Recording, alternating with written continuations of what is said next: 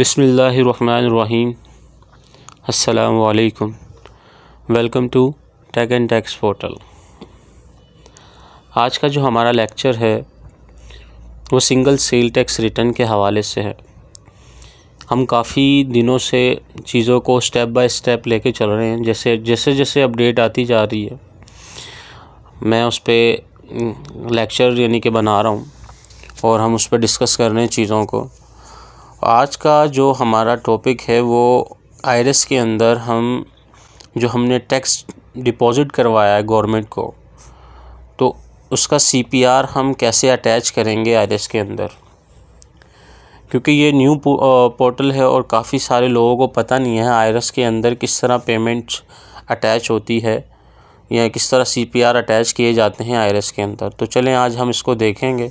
सबसे पहले हम सेल टैक्स का अपना फॉर्म ओपन कर लेते हैं, आके एडिट कर लेते हैं। इसको एडिट करने के बाद हम आ जाते हैं पेबल्स के अंदर। ये देखें 2,41,000 की मेरी है हमारी पेमेंट थी जो हमने डिपार्टमेंट में डिपॉज़िट करवाई थी। इसको आगे पहले चेक कर लेते हैं। मैं आपको बता देता हूँ, ई फाइल के अंदर जाना है, पेमेंट उसमें आ जाएंगे।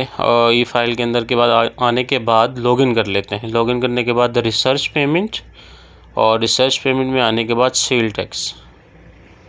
ये देखें, ये आपको बताने के लिए कर रहा हूँ सिर्फ। ये हम आगे ये जो हमने पेमेंट डिपॉज़िट करवाई थी, ये देखें ये आ गई हमारे पास। ये देखें सामने इसके कंफर्मेशन जो स्टेटस के अंदर सामने कंफर्म आ रही है, इसको ओपन कर लेते हैं। ये देखें ये हमने पेमेंट जमा करवाई थी आज। ये उसका सीपीआर पूरा चालान सामने आ गया हमारे। अच्छा, इसको क्लोज़ कर लेते हैं और आ जाते हैं अपनी पुरानी विंडो पे। सेल टैक्स के फॉर्म पे आगे हम, और आने के बाद हम आएंगे पेमेंट्स पर। ये आगे हम पेमेंट पे क्लिक कर दें।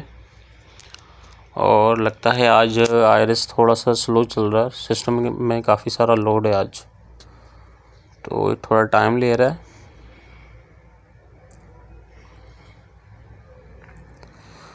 ये देखें अब हमारे राइट साइड पे एक प्लस का निशान है, इस पर क्लिक कर देंगे। ये देखें हमारे पास जो हमने टैक्स डिपॉज़िट करवाया है, यहाँ आके हम इसको अटैच कर देंगे अपने साथ। ये अटैच कर देंगे। इधर सेलेक्ट के बटन पर क्लिक कर देते हैं।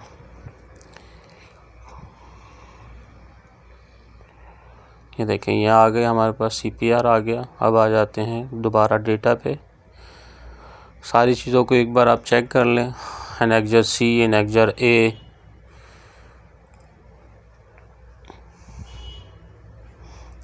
सबसे पहले ये देखें ये है एनेक्जर सी है, क्लेम हुई हुई है। देखें क्लेम पे स्टेटस पे जो आ रहा है, क्लेम कर लिया है सामने हमारी पार्टी ने भी, और समरी भी ओके है। और इसी तरह ये परचेज़ है, हमने परचेज़ भी क्लेम कर लिया। इनपुट आउटपुट दोनों क्लेम करने के बाद ही पेमेंट बनी थी, कोई चेंज तो नहीं है। हम सब चेक यहाँ पे एनेक्जर जे में आके हम इसको सेव कर देते हैं, क्योंकि मैन्युफैक्चरिंग है तो एनेक्जर जे सिंपली हम सेव कर देते हैं इसको यहाँ।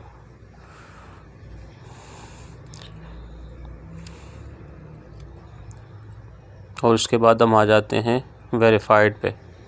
वेरीफाइड पे आने के बाद यहाँ पे पिन डाल देंगे। ये हमने पिन कर दी और वेरीफाई कर दिया। इसको देखें ये भी वेरीफाई हो गया। इसके बाद हम आ जाते हैं पेबल के बाद हम आ जाते हैं हेड वाइज पेबल्स के अंदर। पेबल्स के अंदर आने के बाद देखिए हमारे पास पेबल अमाउंट जो आ रहा है ये 2,41,000 आ रहा है यहाँ पे, और सामने 7 वाला जो कॉलम है वो पेड अमाउंट का है। देखें यहाँ पे अभी पेड हमने सीपीआर तो अटैच कर दिया, लेकिन फिर भी अमाउंट शो नहीं हो रही। तो वजह क्या है? वजह यह है कि हमने अभी इसके ऊपर कैलकुलेट पे क्लिक नहीं किया, जिसकी वजह से ये सामने शो नहीं कर रहा। तो हम इसको कैलकुलेट कर लेते हैं। ये देखें कैलकुलेट करने के बाद अमाउंट दे दी, तो इसका मतलब ये हुआ कि ये सीपीआर हमारे पास अटैच हो गया इसका। इसी तरह हम फिर आ जाते हैं एनेक्जर एफ़ पे।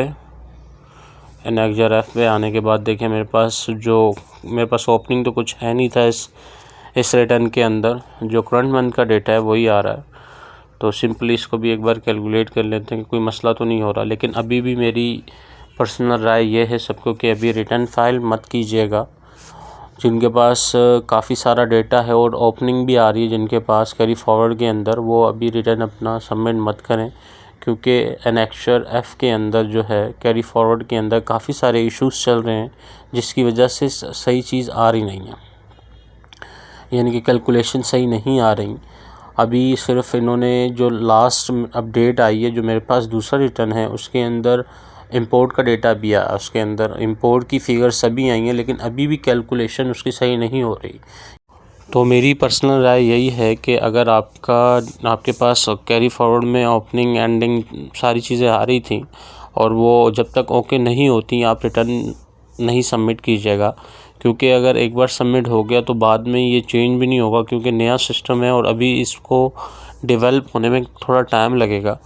तो मेरी राय ये है कि आप लेट फाइल कर दें, कोई मसला नहीं, जब तक आपकी चीज़ें सॉर्ट आउट नहीं हो जाती तब तक आप वेट करें इसको। और इस रिटर्न के अंदर सिंपली एक एंट्री थी और प्रीवियस में भी कोई कैरी फॉरवर्ड नहीं था, तो मैंने सोचा कि मैं इस पे आपको थोड़ा सा गाइड कर दूं कि इसके अंदर CPR कैसे अटैच करेंगे और हमें पता कैसे चलेगा कि CPR अटैच हुआ है कि नहीं हुआ। देखें, इसके अंदर बाकायदा हेड वाइज पेबल्स था, वहाँ पे आके फ़िगर भी यानी कि अटैच हो गई, वहाँ CPR पेमेंट के अंदर CPR अटैच हो गया, हेड वाइज पेमेंट के अंदर जब हमने कैलकुलेट किया तो सामने फ़िगर भी आ गई। तो जस्ट इतना सिंपल था। जैसे कोई नई अपडेट आती है तो फिर इंशाल्लाह फिर बात करेंगे। अपनी दुआओं में याद रखिएगा। अल्लाह हाफ़िज़।